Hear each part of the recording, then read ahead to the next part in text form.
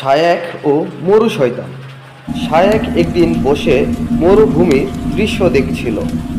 হঠাৎ দেখতে পায় একটি ঝড় মরুভূমিতে চড়ে উঠেছে। তখন সে ঝড়ের সব কিছু দেখছে। সে দৌড়ে উঠে তার উটকে ডাকতে থাকে এবং উটের উপর চড়ে সে বাড়ির দিকে রওনা দিয়ে থাকে। রওনা দিতে দিতে ওইদিকে মরু শয়তান চলে আসছিল।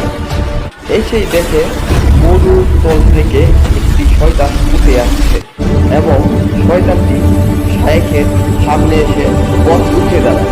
তখন শায়েখ নিচ থেকে নেমে Why do you মরু haunt this শয়তানকে desert? বুঝাচ্ছিল I চলে যাওয়ার demand জন্য। answers! ঠিক তখনই শায়েখ তরবারি হাতে নিয়ে শয়তানের একটি হাত কেটে দেয় এবং শয়তান ভয় পেয়ে মরুভূমি থেকে দৌড়ে চলে যায়। তখন শায়েখ তার তরবারি হাতে নিয়ে তার বাড়ির দিকে রওনা দিতে থাকলো।